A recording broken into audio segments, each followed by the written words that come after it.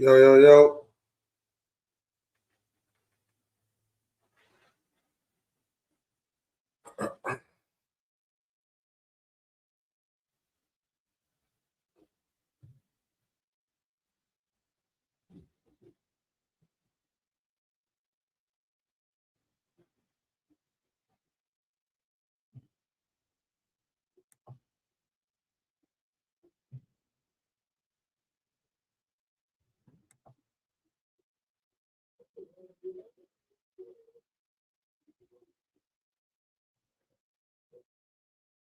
Yo.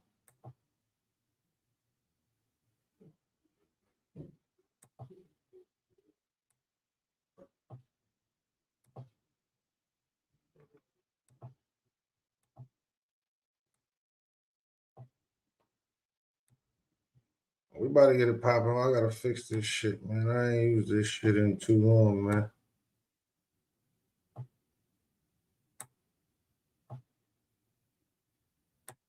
I gotta fix this shit.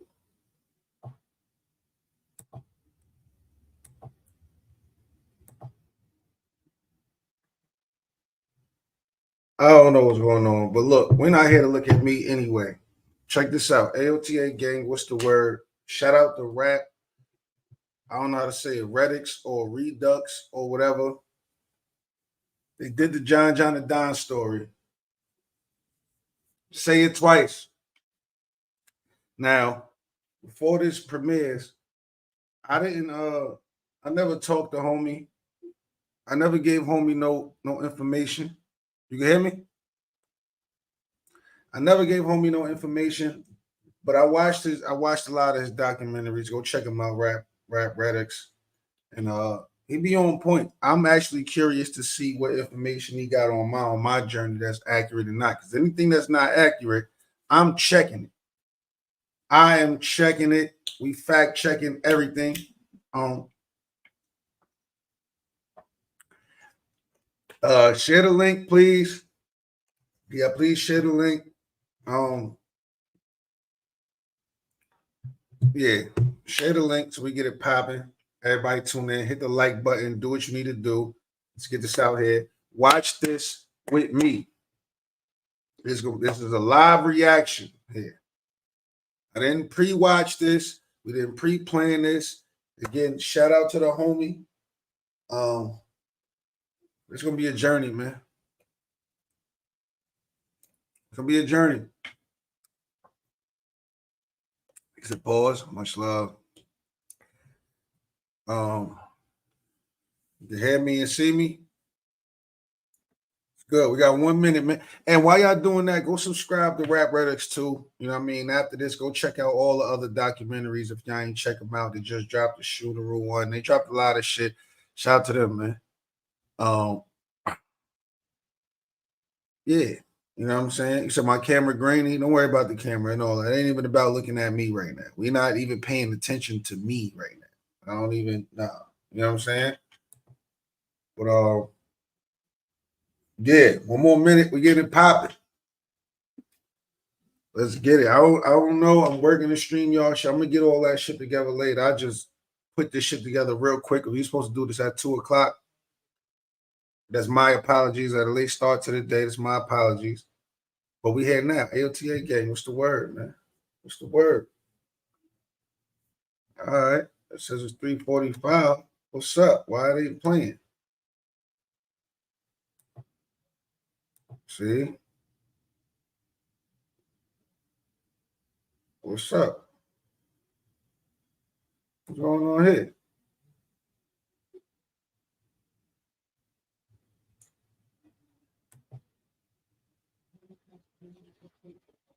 says 3:45. I don't know what's going on. Did I do something wrong? Did I do something wrong?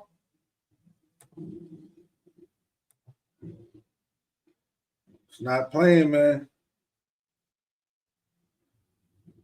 It says 3:45.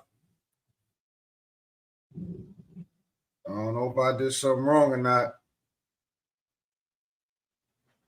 Let me know something. Somebody.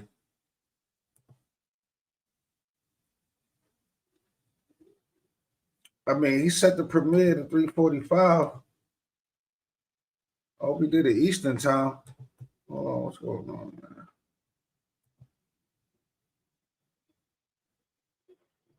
Oh, okay, so let's give it a second. All right. Well, we here, man. Appreciate everybody tuning in. Showing love. The AOTA gang is back. I know I left y'all abandoned for a while, but when I'm in battle mode, man, I don't like to do too much talking. When I'm in battle mode, I don't like to do too much talking. I give too much away. It's like being in war. You know what I mean? When you're in war, you don't want to be seen or talk too much, because then your enemies will get a hint at what you're thinking and how you operating and all of that. I'll do all the talking when I'm done with all of this shit. Right now, it's all action. It ain't no talk. It's all action. That's the mindset I'm on right now, and that's what we're doing. But I ain't abandoned y'all with AOTA gang. I promise y'all that there's just too much going on, and it's, you know how that shit go. You know how that shit go. You know how that shit go. Come on, man. I'm ready to see this fucking movie. What's wrong with this shit?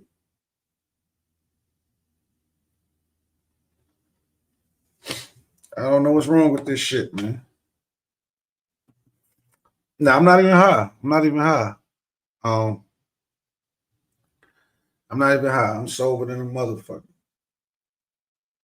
I actually just woke up not too long ago, man. And I had to come put this shit together because I'm late. I ain't really set it up how I was supposed to set it up. It's all good, man.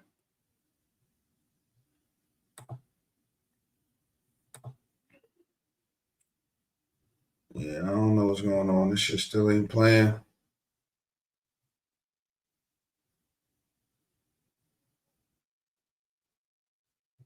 Yeah. Hold on, y'all.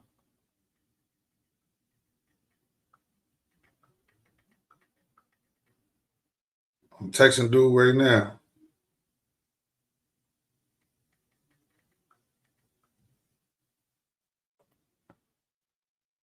I'm telling him, forget the premiere. Just publish that shit. Let's get it popping. The people waiting. We can't keep the people waiting.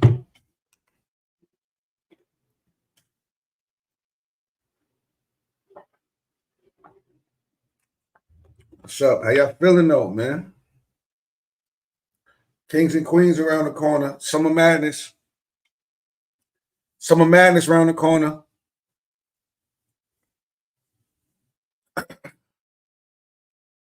It's on now. Is it? There we go.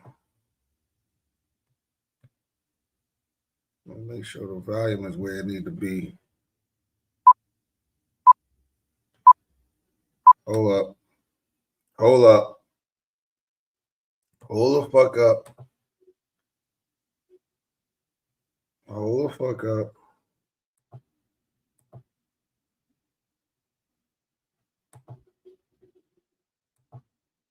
What's up with the sound?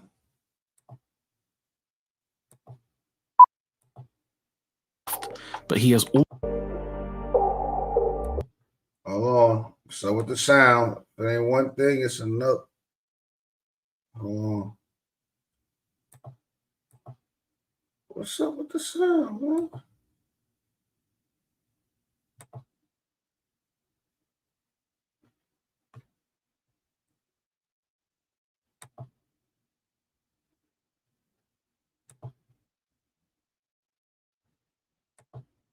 And anybody help a nigga out? What the hell is going on here? God damn, man.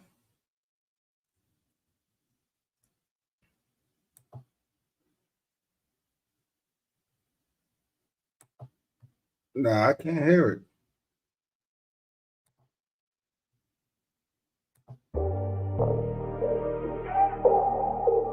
I can't hear it, man. In modern-day battle rap, there is a long list of battlers that have left major marks on the game through their A. So do I gotta put headphones in or something? What the fuck going B, on?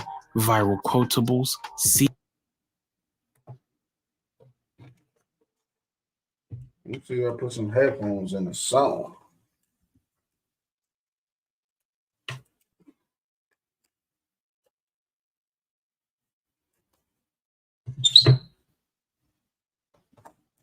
We're gonna get it right, y'all. We're gonna get it right. We're gonna get it right. I don't know if it's gonna work, but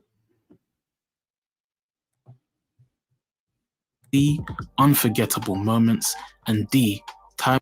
All right. I can hear it now. Let's get it, y'all.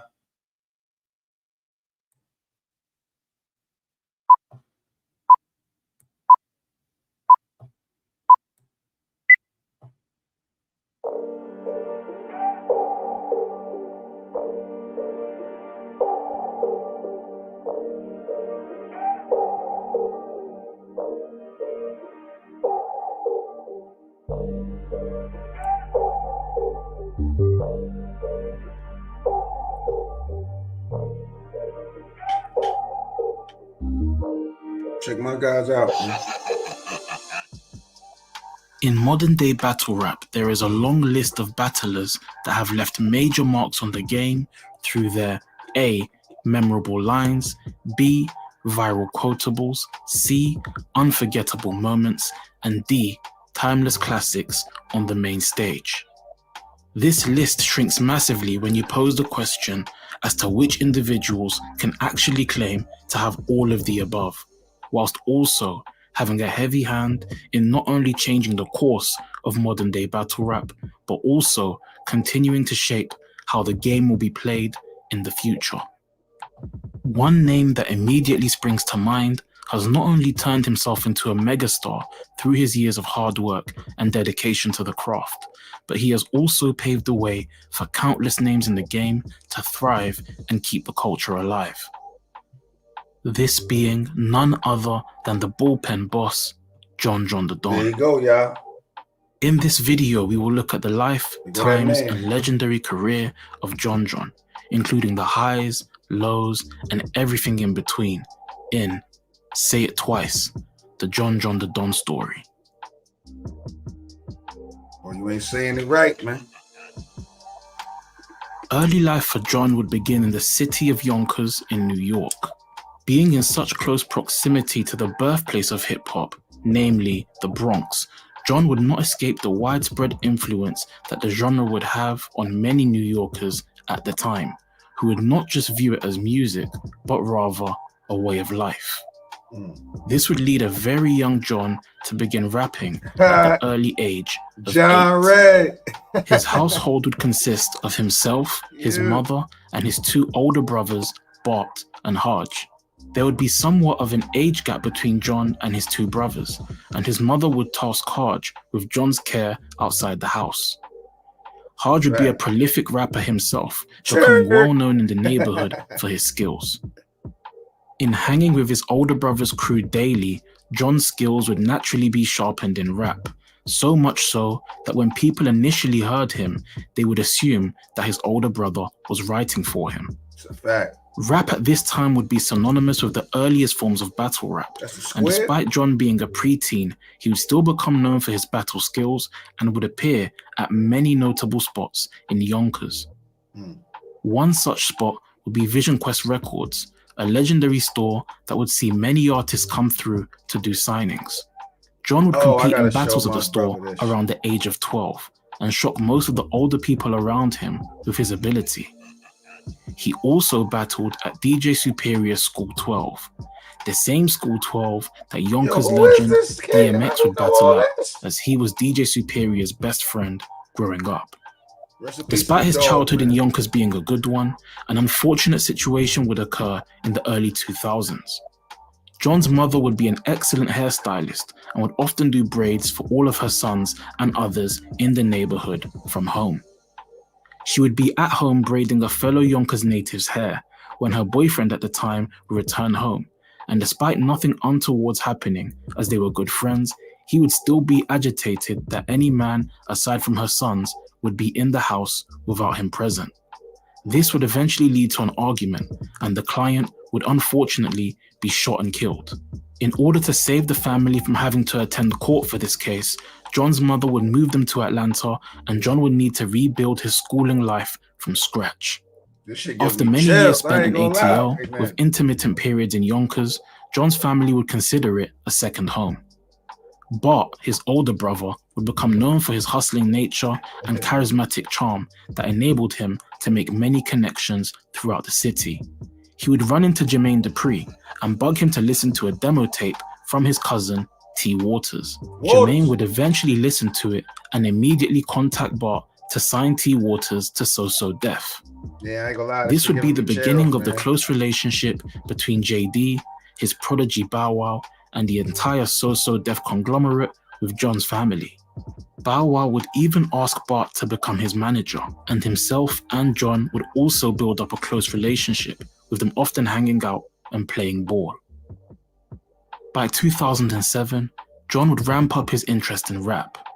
He, along with several friends from high school, including Sire Boy, would form the collective Swag Inc. He would also stumble upon the perfect rap name through an error on the social media site AIM. AIM would not allow him to use just John as a username, so he added the Don, and the rest is history.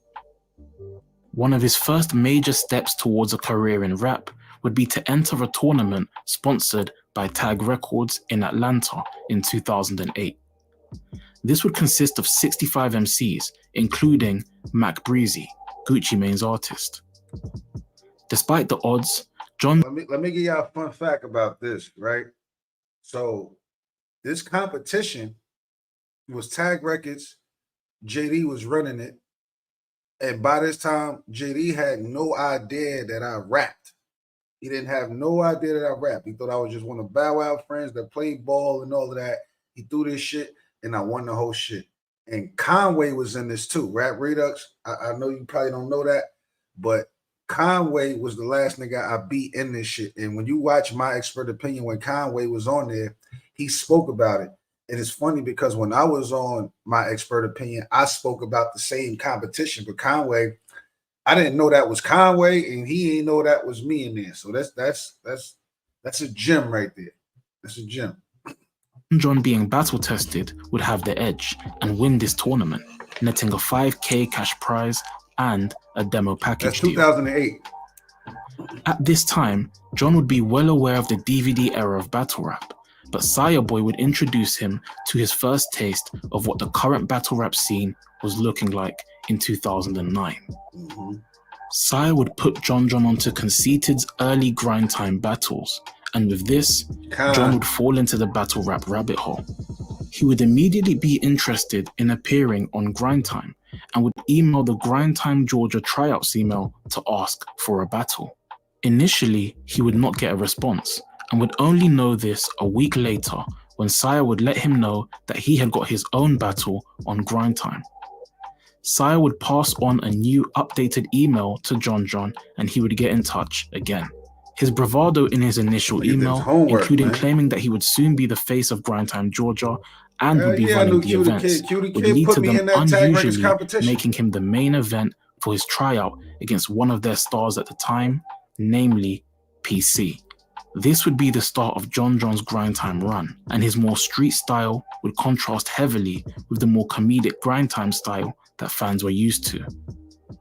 This would lead to him having a lopsided record after a few of his Grind Time battles, and many fans would voice their opinion that John should have had judged wins in many of these judged losses. Despite this, his constant supply of matchups would provide great conditioning for him and allow him to hone his style and come into his own. Throughout 2009 and 2010, he would have over 10 battles with standout showings against Sid Vicious, Lotazé, and Brix Belvedere. By 2011, he would be widely considered the face of Grind Time Atlanta, and many would call for him to debut on the URL. Miss Gracie would recommend him to Norbs, and he initially would be booked to battle Newborn. Unfortunately, he would be locked up and missed a match. Through a subsequent conversation with Brix Belvy, he would find out that Brix would be backing out of his battle versus B Magic due to some outside issues. John would ask Brix if it would be okay to contact the URL to see if he could step in on 3 days' notice, which Brix would agree to. Call me Mr. 3 Days. URL would then contact Magic and set up a 1-round PG battle due to the late notice. In this PG, John would immediately mark himself as a top draft pick, and alongside B Magic would become the first PGs to enter the URL developmental process with only 1 round. B Magic be at church every Sunday, paying tithes. Then on Street Status, rapping about blazing nines. I know Nelly paved the way for your state to shine, but is you a saint or a lunatic, make your mind. That's why that niggas hurting out there. Everything dirty, cause your water ain't working out there. I'm gassing like he ill, like his verses got germs, but Magic ain't been sick since Irvin got cured. I can't move without that metal like RoboCop. Throwing bullets from that cowboy, I took Romo's spot. Whoever standing right behind you in that fofo pop, I'ma put your face on their body like Photoshop. 2012 with the shells, I'm coming to put an end to you. Non-spit, keep live clips like a cinema. It'll clear your insides out like an enema. So when you see John Hancock, it ain't my signature. Last nigga tried to school me, he got Columbine. So test me, get a multiple choice how to die. That's A, headshot to his jaw with a slug. A B, shotgun pellets all up in his gut. A C, go for his legs and have him crawling in his blood. And D, start from his feet and shoot all of the above. Broadcast, whatever the fuck. Share this shit. Following a standout Fucking lit. PG battle, John will be locked in to battle another prize pick from his class, namely Bill Collector. Bill would be ranked as arguably the top draft pick in the class due to his entertaining performance and comedic timing. John would realize this and cleverly shift his approach to this battle, with him choosing to mirror Bill's style at times to great effect. The end result would be a classic battle on both ends, and it would also showcase just how astute of a tactician that John was becoming. His momentum would only continue to build as he would get into a back and forth with Calico, who would agree to lock in for Gnome 2 in Chicago. This would fall through as Calico would be presented the opportunity to battle Loaded Lux on Summer Madness 2. John would instead be booked against another Detroit native and fellow classmate, Clean Paper. This would be another excellent showing for John, and he would put himself on the radar of many top names, including Charlie Clips, A-Verb, and Hitman Holler. Whilst in Chicago, Hitman and John would get into a back and forth that would go viral in the culture, with them arguing over their abilities and who would actually win in a battle between the two. This hype would see fans start to campaign for the match to go down on URL's biggest card to date, namely Summer Madness 2. Smack would be completely opposed to the idea and wanted to leave all newcomers to build their stock on the smaller cards. To John's credit, his constant poking at Hitman would make him go out on his own and secure Terrence Williams as a sponsor to pay both him and John to make the battle happen. This match would be locked in, and on the night itself, John and Hitman would leave it all on the floor and wow the crowd with their haymakers and performance. Despite this being John's first battle in front of a crowd that had more than 1,500 people in attendance, he would still seem as though he had been up on the main stage for years, and to this date, fans still debate the winner of this battle.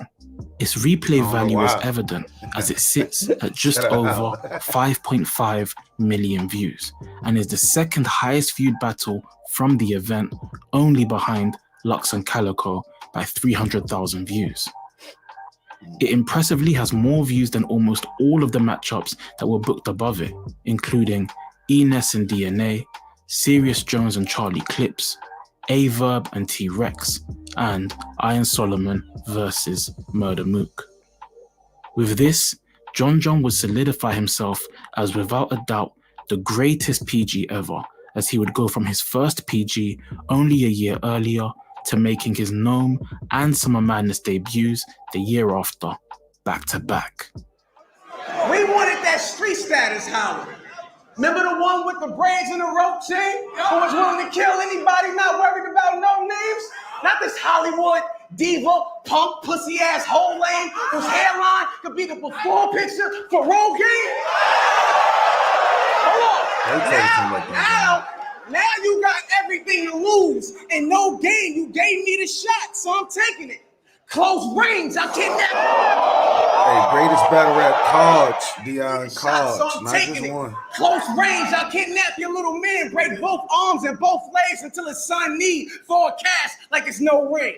Hold on, I gotta explain that. I forgot these country niggas is slow, man. But I ain't gonna slow it down and still concede this shit, because that's so lame. But if you take 4 words like your son need forecast and speed up the whole thing, it's like sunny forecast, like what it is when it don't rain. Get loud. What you think I put the silencer for? To make sure this hitman won't holler no more. All I need is one shot to put this guy in the floor. Don't act like you ain't died from my hollow before.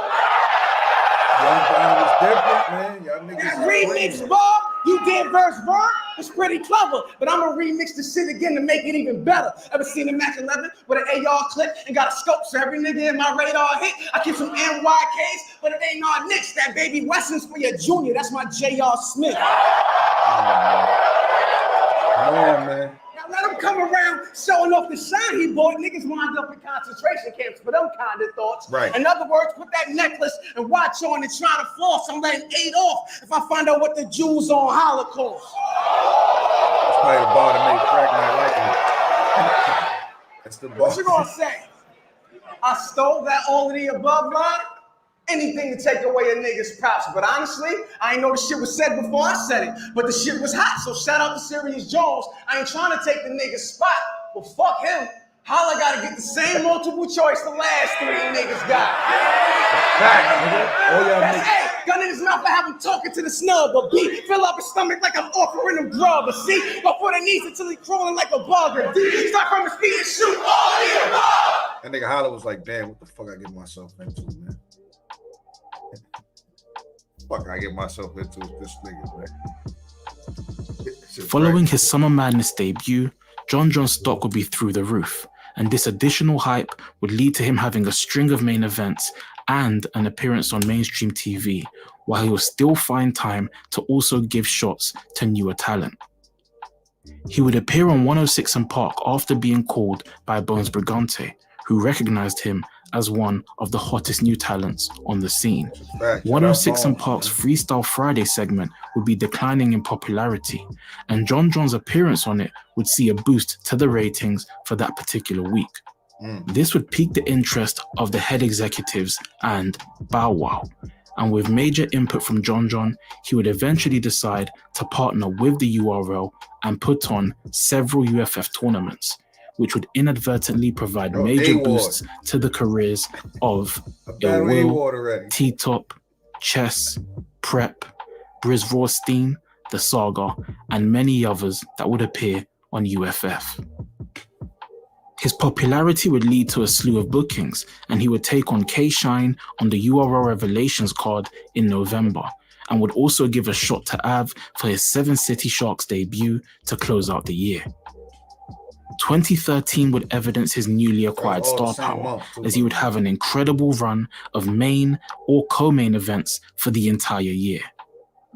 This would include his main event booking against Caustic on his KOTD debut for their Resurgence card in January, his main event booking for URL's collaboration with the A3C annual festival in March versus Cortez, his headlining slot versus Danny Myers for AHAT's 5-year anniversary card in April, his co-main event slot versus Math Hoffer for URL's 420 event also in April, his co-main event slot versus Shotgun Shug for RBN's Barfest card in June, his co-main event booking for KOTD's Battle of the Bay 6 against Thesaurus in October, his headline matchup for URL's Soul Survivor card also in October versus JC, and to close out the year, his main event matchup against Charlie Clips for Queen's Flip's Quiet Room card in December.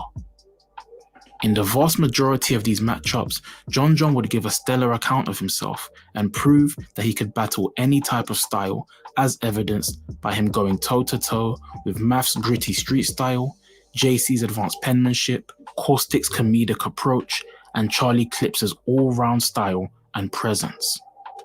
Despite this amazing year, he would have a slight controversy at the very end of it with Hollow the Don.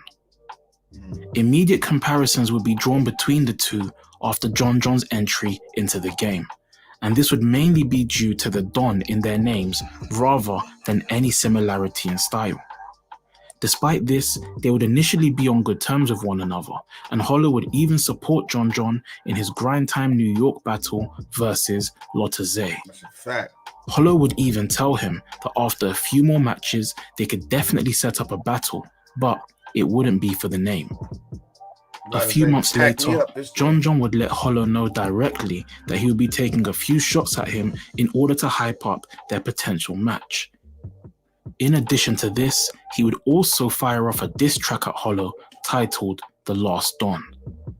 It would be this track that Hollow would take major offense to, and it would lead to the events that occurred at the UW Face-Offs in 2013. John the Don, nigga. You know my fucking name, pussy. Don't act like you don't know who I am. Don't act like months prior you wasn't calling my phone, giving me praise, nigga. These niggas is funny. I got something for you though. Ha! I don't even wanna get you in that ring no more. I'm just trying to make sure you ain't seen no more. That 4-squeeze codeine, you gon' lean for sure. And get a cough in that promethazine won't cure. I mean, we could've just battled it out. You ruined that chance. All this tiptoeing you doing shit, you should tap this. Trying to battle niggas that no longer battle rap. Damn, you just eating balls and chasing ghosts. Miss Pac-Man, holla back, fam. Keep frontin' to get a backhand. Headshot exposing what's wrong with him. That's a cat scan. Focus on your bruises, but why? Your song's whack, fam. Keep running, cause that's the only way you getting track fans. John would attend these face-offs for the high-stakes card featuring the main event of Hollow the Don versus Loaded Lux. At the event, Hollow would confront John, and despite him not being aware of any current tension between the two, they would unfortunately get into a physical fight in the venue. In the immediate aftermath, cooler heads would prevail, and it would not go any further, but it would plant the seeds for a mega match years down the line. I might have to bring the do-rag back for Mook, man. Fuck he talking about, nigga. Having established himself as a top-tier battler, John would slow down in 2014, but would still add several notable names and matches to his resume. He would kick off the year with him giving another shot to arguably the hottest up-and-comer in the South in T-Top on Spit That Heat in April. This would be a great back and forth, and the replay value would be evident, as it would become Spit That Heat's highest feud battle and would shine a spotlight on T-Top. Following this, John would appear on Gnome and Summer Madness again back-to-back, and he would take on a returning Reed Dollars and Averb. Come on, man. John would establish himself as a promo king, with his many back and forths with Averb serving as great promotion for the match.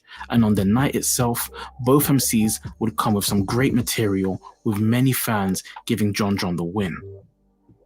For his Gnome battle versus Reed Dollars, however, the result would be much more lopsided. John would clearly outperform and outright the returning Reed Dollars, who would need a couple of more appearances to get up to par with the demands of the modern era of battle rap. This would also serve as a full circle moment for John, as Reed Dollars had been one of his favorite MCs from the DVD era of battle rap that he had watched on the come up. He would close out the year with two more good showings, with the first being for his Don't Flop debut against co-founder The second match would be for his Gladiator School battle against Arsenal. Snoop Dogg initially wanted this match to be John versus Hollow the Don. Despite initial talks, terms could not be agreed upon, and Arsenal versus John would be the replacement matchup.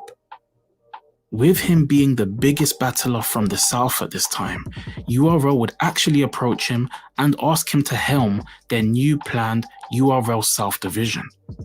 John would initially accept this proposal, but on second thought, he would decline it as he felt he would not have significant control on the project.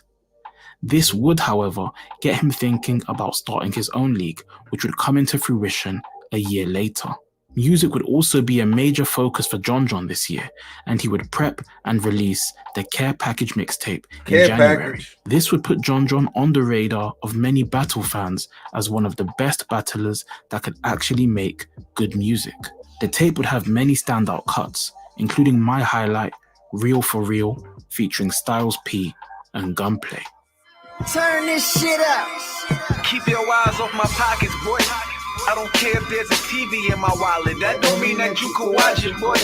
Either hang it up or come on out the closet, cause we know you really soft in the center like the Rockets. Houston, we have a problem. I'm usually down to rob them. If there's any flawless stones in the jewelry, I can spot them, then I got them. I ain't trying to hurt nobody, bruh. Wearing nose around goons is like leaving a plate of food out in Somalia. That's right, we own it. So tread lightly, homie. If you ain't feeding me, then you ain't gotta like me, homie. See, I can give a fuck about you or your feelings, bitch. A few cards short of a deck, know what you dealing with.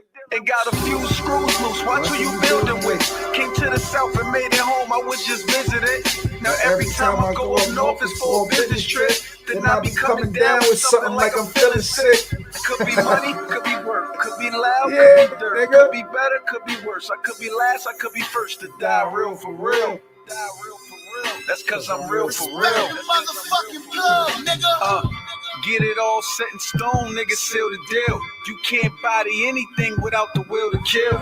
Talkers talk, walkers walk, while us builders build. A lot of y'all just say y'all are, but y'all ain't real for real. OG or Unk now, but once I was a young G. Attitude was fucked up, them was all clumsy. Like, oops, I shot him. I know I got him, I could jump off the top. Still land on the top. By this point, John would make clear to the URL that he would like bigger matchups that were befitting of his talent. Names such as Sue Surf, Hollow the Don, and Calico would be suggested by him. Smack and Beasley would instead attempt to convince John to take on some of the rookies, with them hoping that they could recreate some of his and Hitman's numbers and the classic match between a rookie and a vet. This would clearly not be in line with John's plans, and he would take this personally. He would begin to over-prepare for these rookies in order to showcase a clear separation between him and them. The first PG lined up would be Prep on Rookies vs Vets in March, and on the night itself, John would arguably have the performance of the night and the body of the night, whilst also gaining a new moniker from the fans as the PG Killer. This ain't only Rookies versus Vets. This is also Nobody's versus Stars. You see, I used to be you, little nigga, with better bars. It was me, Magic. It was me, Magic, Clean, and Bill Collector. But I worked hard, which is the reason I'm the only nigga from that class on this car. You talking? You one fish, two fish, red fish, blue fish, knick-knack, paddywhack, looking ass nigga. You Farrakhan faking. Assalamu alaikum, still enjoy the smell of bacon while it's cooking ass nigga. You new niggas need to be grateful for what I've done for y'all. Cause if I ain't hold my own against Hitman, they wouldn't fuck with y'all. You let us down in UFF. You let us down in UFF. You could have won it all. Instead, you helped push chess up. You fucking wonder, bro. Hold on, Nunu Nails, your manager? Fuck you had to do for that? How are we supposed to know what she can do for you when we don't even know what she do for Smack?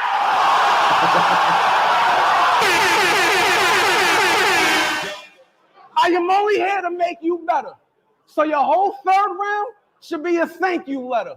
Because I took you and didn't ask for no crazy amount of bread or nothing. At least tell your manager, Nunu, I need some head or something.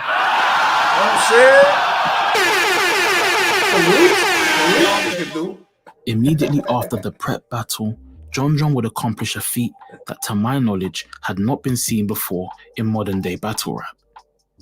He would actually be booked for 2 battles that day, with his prep battle being in New York and his second battle being in Vallejo, California versus Cali Smooth.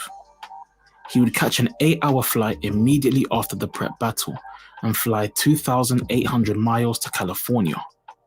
After landing, he would head straight to the event and jump on stage to battle Cali Smooth. Despite some turbulence in his second, he would still have a dope showing in this match, and in doing so would complete arguably the most impressive individual feat that year. Shout out to Cali Smooth. He would continue to work his way through his jam-packed schedule with matches against DNA and K-Shine, with Fireboy on Don't Flop's Resurrection card, and his co-main event versus Kid Twist for KOTD's Back to the Basics card. He would also make his world domination debut versus Sharon and would step on stage for his third Summer Madness versus Mr. Wavy. Wavy would be another PG that had begun to build major momentum after his standout performance versus K-Shine. Still feeling disrespected by the URL, John would again make an example out of Mr. Wavy, with this match being arguably the body of the night on the card.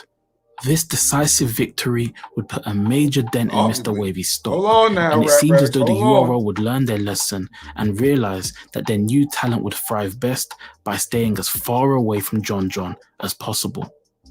In what would be seemingly a recognition of his talent and stature, he would be given a battle versus a scorching hot Tay-Rock as the headliner for URL's A Perfect Day to Die card in December.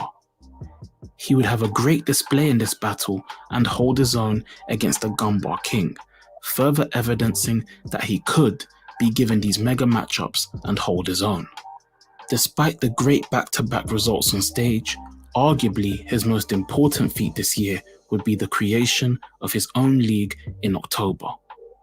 Prior to creating the league, he would become disillusioned with certain aspects of the game and also become fed up of the politics within it. In being privy to the business behind the scenes and also being a popular battler, he then decided to become the change he wanted to see in the game rather than complain about it.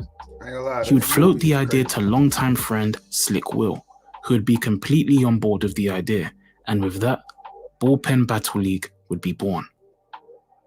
It would coincide perfectly with the demise of Spit That Heat, who would be having major fallouts with several of their top talents at the time.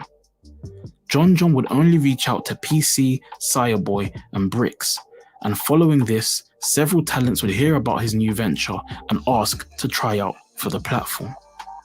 The first event, Genesis, would go down in October, headlined by John the Don and Charlie Clips in a rematch.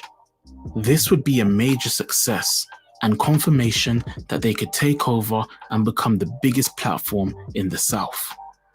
They would follow this up with their second event, Cold War, in December, and despite the less than stellar camera work due to P and Ike from the War Report leaving on short notice as the production team, it would still be a success and show to the world that Bullpen was here to stay.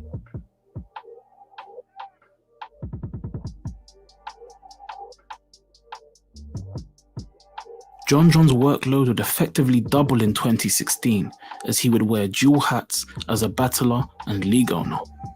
Due to this, he would step out slightly less with only 5 battles this year, but he would still have some good showings and pad the resume with more high-quality names. This would include his team-up with Charlie Clips versus Big T and the Saga for URL's Double Impact card, his solo battle versus Big T for URL's Unfinished Business 2 card, his second A3C Festival battle versus the late great Pat Stay, and his appearance on Mr. Fab's No Mask card versus Daylight. He will battle less in order to focus more on Bullpen, and with the extra time, he would solidify Bullpen as one of the best up-and-coming leagues. They would put on several events, with some of the standouts being the Kills Confirmed Tryout event, Initiation, Southern Crown, Fade, Close Range, and Any Last Words. These cards would be filled with a myriad of talent, mainly Southern, that would come to call Bullpen home. This would include, but is not limited to, C Money, B Eric, Cannon the Beast, Automatic Ray, CT, Bars Major, Mr. Mills, Zigzag, Billy Duchess, Street Hymns, Loso, Bad News, Sire Boy, Riggs, Brix Belvy, PC, and Chef Trez. He would also use his connections to bring bigger names to the pen to help his roster build their visibility and buzz.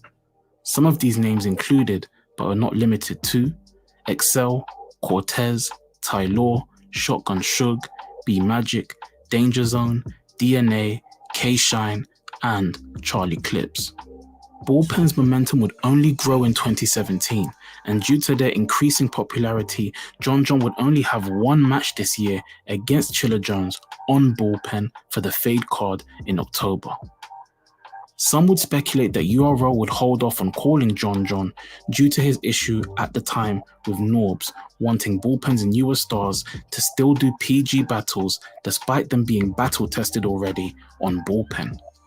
Despite John's lack of battles, Bullpen would still continue to grow and bring in more talent, including names such as D Flames, G-Lo, Fleeko L, Deuce, Clone, and Cashflow Rizzy, amongst others. They would also put on some of the best cards of the year, including Pressure, Southern Crown 2, Civil War, which was a collaborative event with Queen of the Ring, Respect the Pen, Rec Room, and Fade. In just over 2 years, Bullpen will be established as the #1 league in the South, and John would make his vision of how the game could be come to life. This shit's a lot going on here. My boy covering most of it, man. Listen, I ain't got no complaints yet. With Bullpen now being able to stand by itself as a reputable league, John would make a return to in-ring action and would kick off his 2018 with a heated grudge match for his RBE debut versus Big K. This would be for the Lift His Soul card in February, and despite the intense back and forth prior and on stage, both men would settle their differences in the ring and give the fans a good performance. His next order of business would be to return to the URL after an almost 2-year absence from their platform. Part in the creation of this at all. He would be booked for the Smack Volume 2 card against Rum Nitty. During John's time away, Rum would finally be getting some well-deserved recognition on URL, and many fans would have him clearly beating John going into the match. This would seem to light a fire under John, and on the night itself, he would impressively go toe-to-toe, match, and even exceed Nitty's schemes and punches, with his own garnering major reactions back to back. In many fans' opinions, he would clearly win the first 2 rounds, which would hand Rum Nitty a rare loss and show that on his A game, John could deal with any opponent regardless of their perceived skill level. Wait. You had an outer space scheme against Ice Solomon, right? Well, I'm going to show you how to leave Earth. Smack, y'all believe this nigga? If he the hottest round, promise when I get a Mercury, consider. Why would you put him novice versus vet? Because he asked you to give him rock in the ring, but from where I sat, turned out bad for you. Basically, he got in Uranus. Pause for the weak minds, that's L, but URL is Neptune because they producing who you get beat by for real. Was that the deal? But I'm supposed to believe that your guns bland when you wore them supposed to be Jordans. That let us know you wasn't real from the jump, man. Don't front, fam. Don't front, fam. You was looking popped on stage. See, versus Julian, he should have wore them shoes again, so his material could knock off J's. Yeah, I seen your summer madness.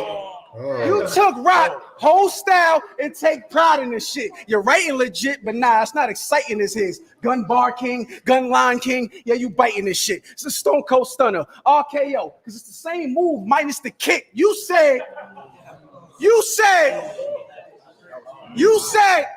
but now you getting sun. Show your Phoenix pride, dip shells, paint your egg since you flew out east to die. They told me Battle Ill Will next. But I don't think it's wise for me to finish rum, then take Will. I don't drink and drive. Fuck the punches. Here's some advice. because I want to help. Share with all the gun lines if you don't got a line of guns yourself. I understand that you overdo them because you want the belt, but it's the difference between being the best at something and not being able to do nothing else. I do it all. I might just rebuttal. Well, doubt it. But if I free Willie admit that I'm well-rounded, well-crowned. Battle again, man. His biggest match would be his final one of the year, and it would be a long-awaited end to the grudge between himself and Hollow the Don. This would be booked on URL's Summer Madness 8 card in the UK, and it would make this his 4th Summer Madness appearance and his first as the headliner. URL would almost lose this headliner as John would be arrested due to some false allegations from a former partner. He would only be released the day before the battle and would have enough time to freshen up at his mother's house before flying out to London whilst also battling a temporary illness. Huge credit should be given to John for even making the matchup, as most battlers would have caved into the pressure and asked to reschedule the match. On the night itself, he would again impress with many major moments and haymakers that would lead to many fans giving him the win. This, coupled with the Nitty win back-to-back, would show that John was now a complete battler that in many fans' eyes was severely underrated, probably due to his ability to do all aspects of battle rap, namely punching, scheming, performing, creativity, controlling the crowd, and having memorable moments at a very high level. Whereas some of his counterparts were known for having a really high level in one or two aspects, but lacked severely in others. This amazing year would be recognized by Champion, who would place him at a career-high number 7 in this year's Champion rankings. In my opinion, the only thing that held John back from being any higher was the lack of matches over the year. If he had had a couple of more matchups in this calendar year, he most definitely would have been in contention for the top 3 slots for this year's Champion rankings. His crazy run would continue in 2019 with back-to-back blockbuster matches as the headliner for Smack Volume 4 vs O-Red and vs New Jersey Twerk for URL's Resolution card. These would both have some of John's best material of the year, with his first round against O-Red arguably providing the scheme of the year that was a risky move that turned out excellently. Wearing this? It said it's a curse? So let me put some clothes on and get ready for work. Come on, man. You from Jersey? So I hit button up.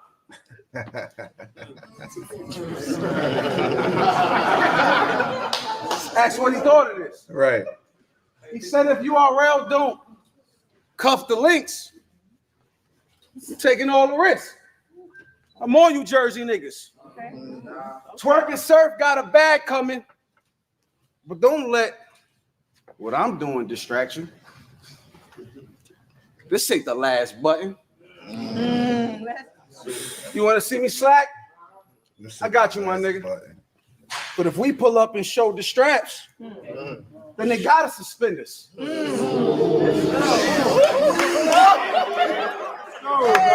Whoever y'all plan to bring around next won't be a tie.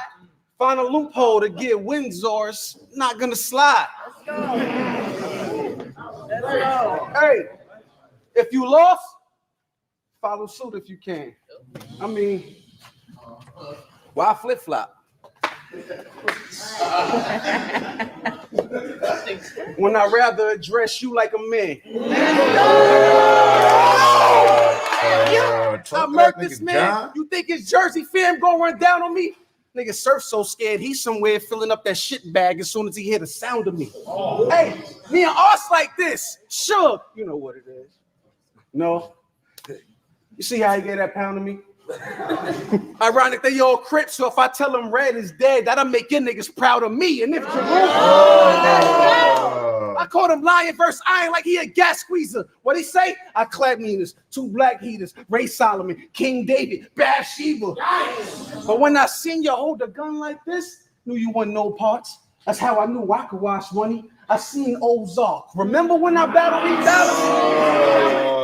I'm only here because this was an order from Smack. Soon as Surf feel like battling again, they not calling you back. King of the small room, right? It's perfect that they calling you that because you going in a box. The room don't get no smaller than that.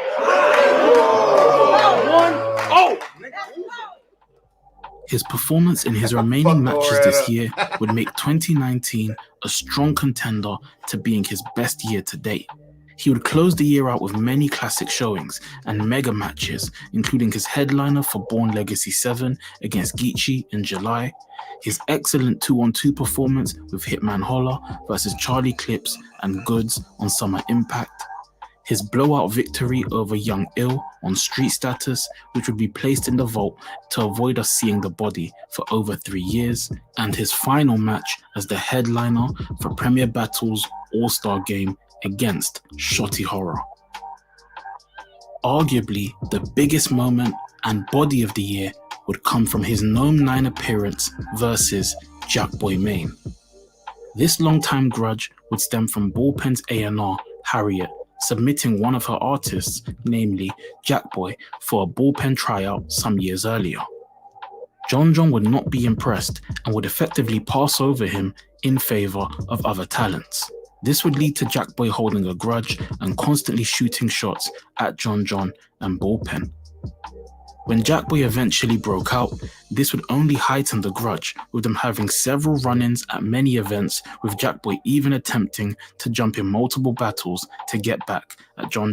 Fans' demand to see the match and the back and forths would agitate John, and he eventually would get fed up and choose to accept the match and settle the issue at Gnome 9. Now, on the night itself, with Jackboy effectively being a PG on the main stage, having never been on a stage as large as Gnome 9 before, and John feeling disrespected with even being compared to him skill-wise, what would anyone knowing John's history think the outcome would be? I think Smack got Rookies versus Vets and Gnome 9 confused. What it look like? But I get it. No, I don't. Fuck is y'all trying to prove? I guess thanks for this paid trip to Houston and my big decline in views. Remember the movie Life? Ray with his daddy watch? Yeah, this ain't the time to lose. I was booked for 3 battles.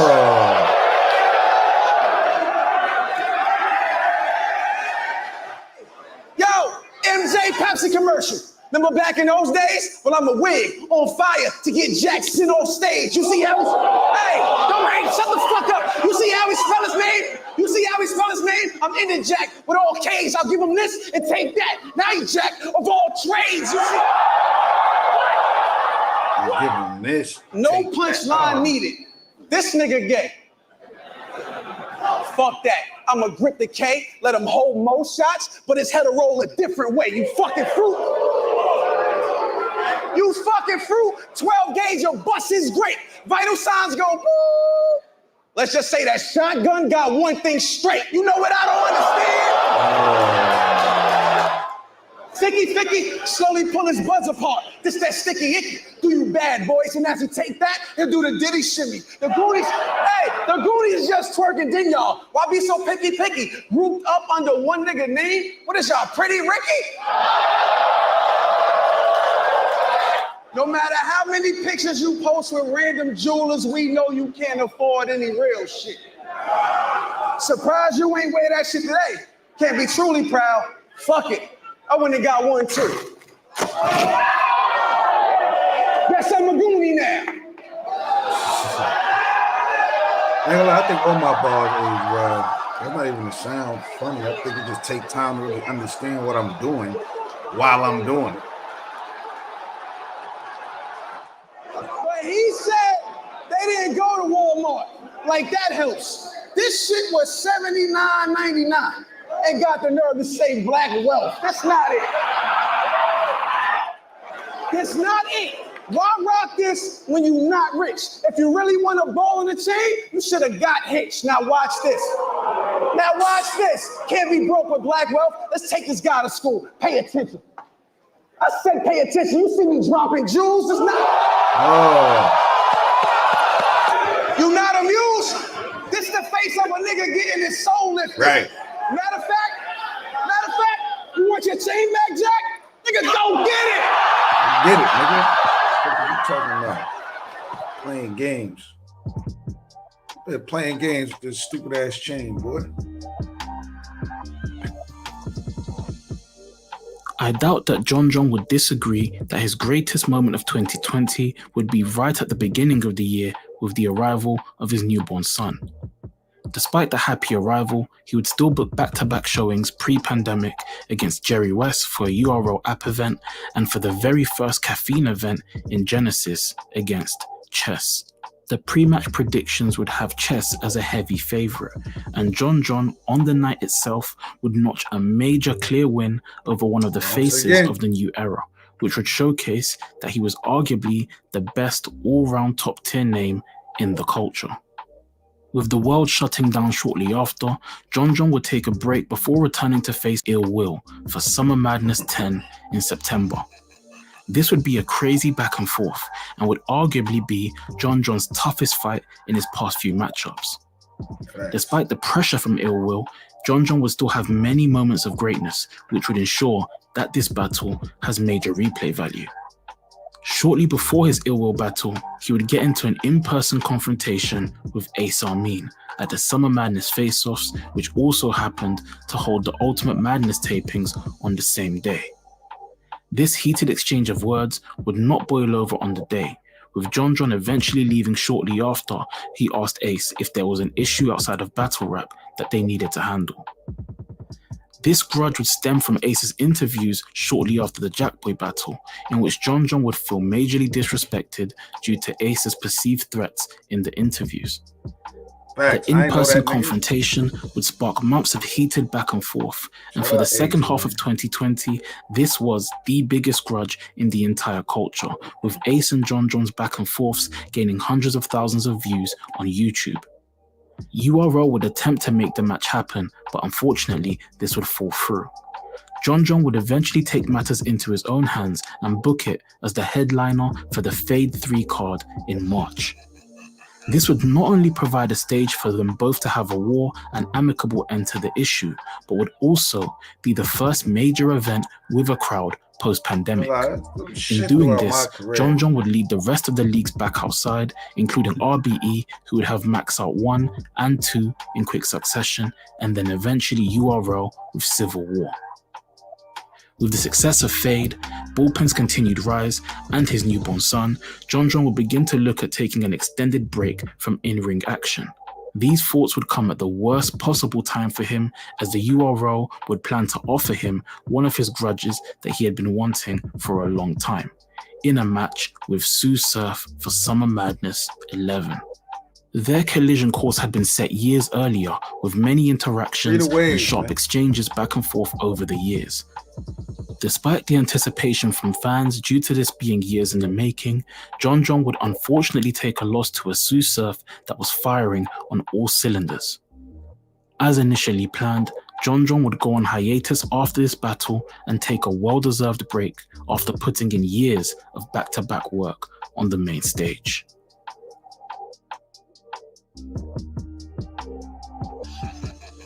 In 2023, John would return after an almost 2-year absence to headline Bullpen's Close Range 2 card in February versus Reggie P. The entire card would be made up of Bullpen's top ball tournament winners, and they would face off against top-tier battlers, including DNA, New Jersey Twerk, Shotgun Suge, Arsenal, and Calico, and this would serve to provide major looks to some of Bullpen's newest talent. He would pull double duty and only 1 week later would headline URL's second redemption card in Atlanta versus one of his first Bullpen megastars in Chef Trez. Due to their similar personalities, John and Trez would not always agree on the direction that he wanted to take his career in very early on. Trez would have a battle-first mindset and would be open to taking many smaller matchups on smaller leagues against lesser competition simply for the love of the sport. John would instead want him to cut many of his smaller league bookings and build momentum with bigger and bigger opponents.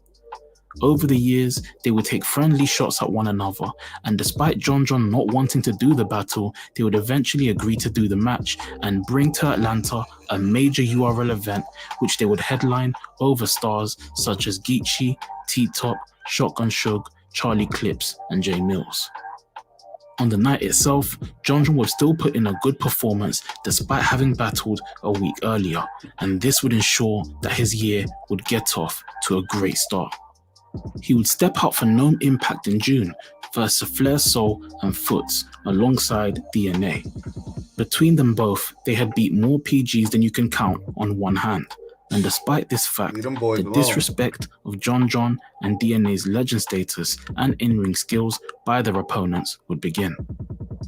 This would of course light a fire under both DNA and John, and on the night itself, they would have the clearest win of the night and possibly shelf URL's plans of ever using either of them again to try to boost their newer class talents. His excellent run would continue with great showings in matches against T-Top on Summer Madness 13 in August and against 40 Bars for Bullpen's Pandemonium card in October. Arguably his two most important matches, however, would be on either side of the aforementioned ones. His last booking of the year would be as the main event for the Trenches Drop Your Location card versus Easy the Block Captain. This would develop into one of the biggest grudges of 2023. Their clever marketing would allow them to also shine the spotlight on both the Trenches and Bullpen's roster, who would fill out the undercard. The Bullpen posse should also get extra credit as they would travel to Philadelphia to the Trenches' backyard in order to do the event. On the night itself, John would have a standout showing, and despite the home field advantage that Easy had, he would still land heavy haymakers, potent personals, and mix this with an electric performance that would lead to many giving him the win. It would show that even after 14 years on from his first battle, he could still mix it up with the best of the new era. And again, this is evidenced by him arguably beating the best battler to make his way to the forefront in the past 5 years in Easy. His only match left that needs to be highlighted in 2023 is against DVD-era veteran Jay Mills on Bullpen's The Mecca card in July. In my opinion, this would be his most important match of the year, not because of the match itself or the opponent, but rather what the entire event would symbolize. 14 years of hard work and dedication later, John would return to put on an event at his first home in Yonkers, and whether by accident or by design, he would, in those 14 years, build himself up to a legend status despite not having a single battle at home since his preteen years. This homecoming would not only be a celebration of Bullpen's longevity and impact in the game, but of Yonkers and New York battle rap as a whole. Jay Mills would be flanked on stage by Loaded Lux and Murder Mook, and between the three of them, they would pretty much carry and popularize the DVD era of battle rap in the early 2000s. Smack would be in the building, hosting the main event, which would be reminiscent of the many URL events in New York that he would put on in the early 2010s. John and Tay-Rock, who was also in the building and on stage during the main event, would represent two of the many URL era megastars that took battle rap's popularity from the Mecca to the world. Yonkers would also be celebrated with newer era Yonkers battlers Quan the Rebel and Philly Hayes getting major spotlights. Arguably the two biggest names from Yonkers alongside John in Bonnie Godiva and E Hart would of course be a part of this event, which would show Yonkers' impact on the ladies' side of the game, with them having two of the best female battlers ever coming from the city. In a fitting tribute to both John and the city, at the event he would be presented a certificate of recognition from the Yonkers City Council by Smack White. This certificate of recognition would highlight his upbringing in Yonkers, his success in the realm of battle rap, his creation of his own successful league, his popular countrywide tours with the league, and his advice, both career-wise and financial, to many up-and-coming battlers that would receive major exposure from his superb efforts. It's kind of crazy, man. I ain't gonna lie. RAPREDUX, you did this. In 2024, John is arguably at the peak of his powers, and his achievements alone could hold him over for the next decade. He is currently the 12th highest viewed battler in the US, and the highest viewed battler from both Yonkers and Atlanta, showcasing his heavy star power and replay value. What are we talking about? The combination of the two has helped him to net over 42 million views total, with an average view count of over 600,000. His work on URL has yielded many classics, and his popularity on the platform currently sees him holding the 2nd and 8th highest viewed battles on the entire channel. He is also one of the rarer battlers that can draw hundreds of thousands of views outside of URL, and this is evidenced by him having the highest viewed battle on Spit That Heat at just over 600,000 views, and the highest viewed battle on Premier Battles at just over 400,000 views against Shotty Horror. Why do these people His think label they as can the talk to me greatest anyway? PG ever, I feel, cannot be questioned, and he would be the prototype for the process going forward after his major success so early in his career. His explosion onto the URL platform would see him be the first PG to have his Summer Madness and Gnome debuts in the same year, at a time where Smack was not as embracing to the rookies as he is now. This would evidence John's tenacity, as he would essentially take his career into his own hands and force the URL to reward his efforts. His 2 battles in one day on different coasts is a feat which, if my research serves correctly, has never been done before, but has been replicated since.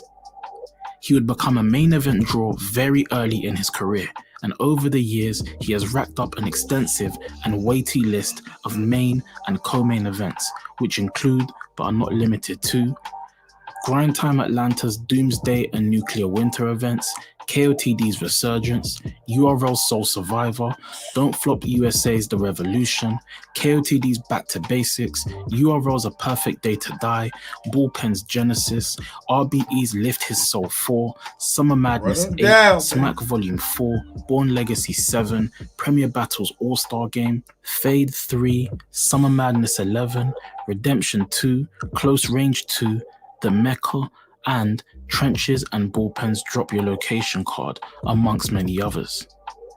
In many of these main events, he has faced some of the best battlers in the world, and he could argue that his resume is one of the very best out of all the top tier names.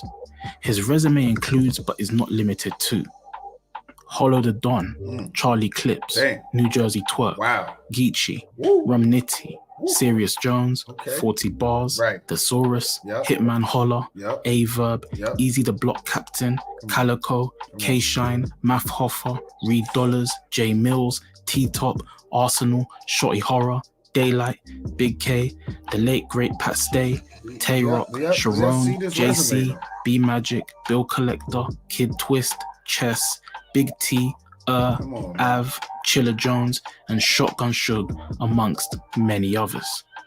In racking up all of these names, John has made a name for himself as one of the most well-travelled battlers, both domestic and internationally, rivaling the likes of Arsenal in terms of his visited states and countries. He can count almost all of the biggest leagues in the culture as leagues he has touched, which includes, but is not limited to, RBE, URL, Grind Time, Street Status, King of the Dot, Don't Flop, Premier Battles, Trenches, MC War, 106 and Park, Spit That Heat, Guerrilla Warfare, Gladiator School, UW, and of course, Bullpen, amongst many others. Speaking of Bullpen, we of course cannot look at John's accolades without mentioning Bullpen, which has gone from a fledgling league to a major force in the culture through John and Slick Will's guidance. It currently stands as the 8th highest viewed league in the entire US and the 18th most viewed league in the entire world. They have thrown over 55 plus events, including their popular multi-city tours and tournaments, which has netted them over 26 million views total to date. Yeah, In my got opinion, 26 by Bullpen itself. is the most successful league that has been ran by an active battler since 2015. Talk about this is it. backed up by the numbers, which puts them above The Riot, owned by Geechee, Gates of the Garden, owned by Drake Dennis, Guerrilla Warfare, owned by Big Cannon, iBattle, owned by Lex Luthor, Premier Battles, owned by Shorty Horror, and many others. Only KOTD, Don't Flop, and UW will be in contention to this. However, Organic has been retired since the early 2000s. Has long since retired from in-ring action, and UW would take several years off, with Arsenal only returning to it a year ago. Bullpen, on the other hand, has had several events every year since 2015, with John still battling for the vast majority of those years also. He again can lay another major claim to having one of the deepest, best, and biggest talent rosters today, with many notable names currently or at some point in their careers having stamped themselves as Bullpen artists and waved the flag for the brand. This includes, but is certainly not limited to, Chef Trez, Bad News, Sire Boy, C-Money, Riggs, Deuce, Cashflow Rizzy, Clone, Loso, PC, Bricks Belvy, Street Hymns, The Flames, Wavington, Cannon the Beast, CT, Beat Eric, Blick the Barbarian, Bars Major, Automatic Ray, Fleeko L, Lotta Zay, Bonus, G-Lo, Polo, Super Black, Bass Boogie, Philly Hayes, 7J, Taj Millie, Reggie P, CNG Ty, PG Skillet, Alias, Mr. Man, Mallory X, Young Herb, Quan the Rebel, and OG Grizzly, amongst many others. These talents and Bullpen have combined to provide the culture some of its greatest moments in the past decade, with them throwing many historic cards that have housed some of the greatest battles, rounds, and solo performances in recent history.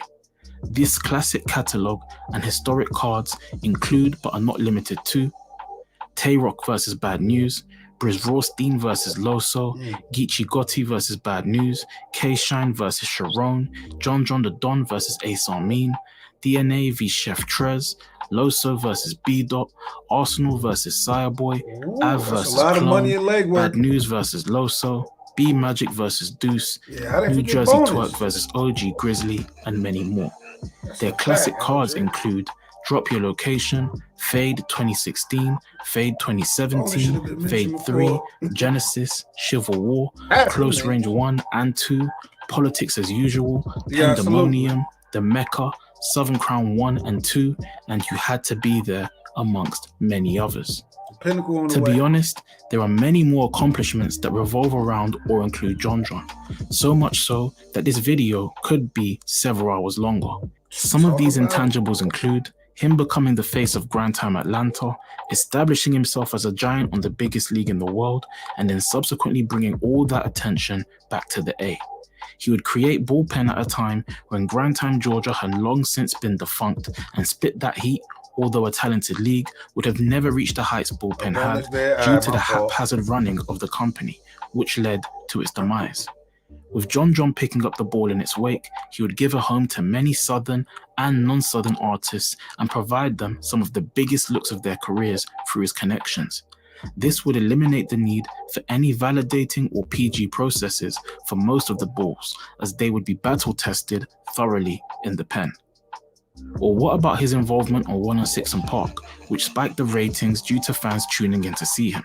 This, along with his personal relationship with Bow Wow, led to the talks and creation of UFF, which would provide a major platform for talents such as Prep, Excel, Danny Myers, The Saga, T-Top, Chess, Briz Rawstein, and Ill Will.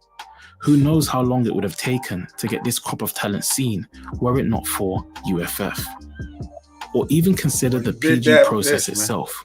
Despite it being commonplace now, head honcho of the league, Smack, would not be willing to get the newer PG talents on some of the biggest stages very early on. John would break this mold, and by having excellent performances against B Magic and Bill Collector, he would force his way onto Gnome and Summer Madness back to back, and open the door for the newcomers while leaving the URL to keep searching for an MC that could replicate this success. There are many more examples of this, and what it seems to evidence is that John really has been a student of the game, and despite having a small portion of constant critics and naysayers throughout his career, one thing that they tend to agree on is that he gives his all on the stage and demands the same of his roster of talent. In today's battle rap culture, which at times can be laden with laziness, failure to prepare, and the lack of desire to build, the type of drive that John demands is all anyone can ask for. Although it has not been vocalized, it seems that John is winding down his career. This has not stopped him from having great performances, and he has already added classics with Frack and Serious Jones on 3 Days Prep, and a clear win over Calico to his worksheet in 2024. The rumblings around the Bullpen endgame card in October seem to suggest that he will go out with a bang. If it is indeed the end, he will go out as a bona fide legend for all he has done and still continues to do. Salute to John, and most importantly, do remember, please don't say the John if you ain't saying it twice, and if you don't add the Don, you ain't saying it right, nigga. If you enjoyed this video, give it a like and share it with somebody who you feel will enjoy it also. Let me know your thoughts on John's career and also who should be next. Until next time, peace. Hey, everybody, do yourselves a favor right now and go follow RAPREDUX. Go follow them right now. If y'all never watched any of them other documentaries, go watch them. Go run their views up, because what they doing is unheard of. The amount of time it takes to do this homework to really find out what's going on, it shows a passion in the culture. You got people that do blogs that only want to focus on negative and pick apart what, you know what I mean, what they think about certain people and shit like that. He got real live documentaries with history and facts. He might throw an opinion in there, but it's not what that's built on. You know what I mean? So follow them. That's great content. That's an hour-long video. Like, come on, that's a lot going on. So salute to them. That documentary was on point. You gave me chills, bro. And I'm definitely gonna watch it again with the fam. I think my mom's called me. She probably was watching it. This shit is about to go crazy. I'm gonna tell you that right now. You got Vision Quest. You got a lot of shit from Yonkers in there. It's a lot of shit in there. It's a lot to dissect, and it opens the door for the book that I'm working on, Keeper of the Culture. There's going to be a lot more details within that book of my career, what happened and how certain shit. So this is definitely a great segue. Shout out to RAPREDUX. I'm definitely going to watch that shit again. Salute to y'all. Appreciate everybody that tuned in. I'm mad I got to rush out. I got to pick my kids up. I'm late. My son is gone. We talk about my son in the documentary. He going to set it on me when he see me. But yeah, we're going to do that again. Salute to everybody. Appreciate the love. Once again, RAPREDUX. That was one, man. That was one. Appreciate it. So salute, man. AOTA.